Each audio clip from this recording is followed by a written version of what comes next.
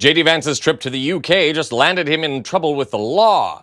Go figure that a man who insults a nation at every opportunity would not care enough to actually, follow the rules. Welcome to Occupy Democrats. I'm David Reddish. Vice President JD Vance is having a rough week. Rumors about the failure of his marriage continue to swirl. The man accidentally leaked the Secret Service code names of his children, which isn't exactly the safest thing in the world. And all of this follows his getting booed during a speech last week. See our other videos here on the channel for more on all that. This week, Vance jetted off to the UK for a little vacation, but it may not have been the best choice of destination. Remember what he said about the UK earlier this year? The threat that I worry the most about vis-a-vis Europe is not Russia, it's not China, it's not any other external actor. And what I worry about is the threat from within, the retreat of Europe from some of its most fundamental values, values shared with the United States of America.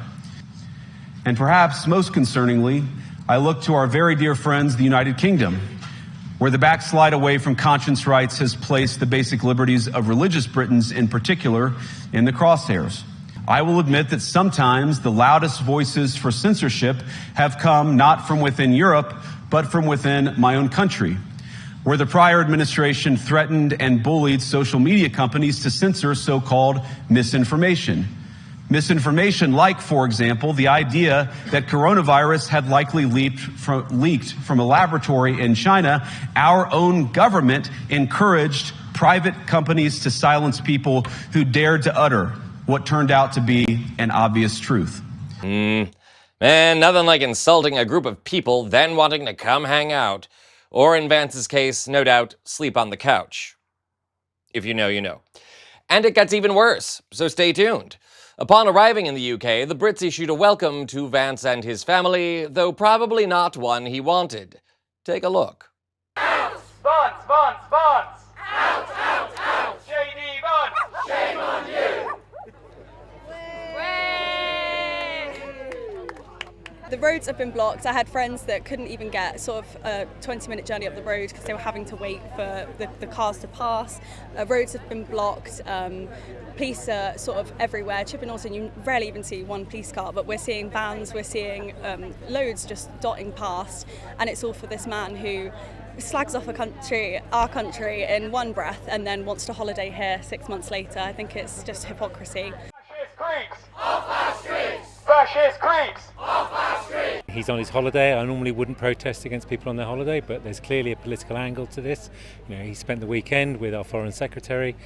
And so I think that means that, anything goes, really. I think, you have to be respectful of people, but at the same time, he's here, he's carrying out political business, and it's appropriate to carry out a political protest. Such a warm welcome. I'm particularly fond of the image that portrays Vance as a sort of mutant Cabbage Patch Kid, though it feels a bit redundant for a racist Care Bear. Moving on. As it turns out, Vance may have insulted the Brits right back, although he may have been too blockheaded to realize it at the time. Check this out. The BBC now reports that a fishing trip Vance took with Foreign Secretary David Lammy actually violated UK law. The Brits require permits for fishing, and Vance didn't have one. Secretary Lammy didn't have one either. Vance also brought his kids along, who caught carp in the private lake owned by Lammy. They turned all of the fish loose after catching them. Oh, and while this might seem like a minor infraction, fishing illegally in the UK can incur a fine of up to £2,500. A spokesperson for Lammy's office said permits, which cost roughly £7, were purchased after the fact. At the time of this report, the Environment Agency has not revealed if Vance and Lammy will be fined. This might seem like a silly oversight, and in some ways it is, but it's also part of a troubling pattern of behavior by Vance, who seems to care about his own objectives and kissing the bronzed, sweaty behind of Donald Trump more than serving the American people. Remember, these politicians work for us. That's why gerrymandering is so insulting. That's why Trump and Vance's disregard for the law is so disturbing.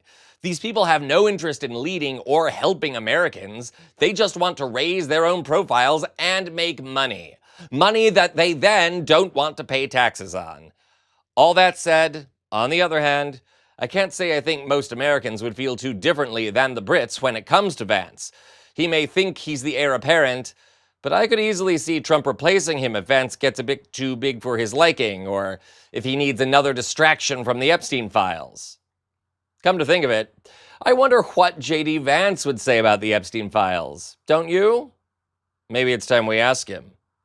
This is Occupy Democrats.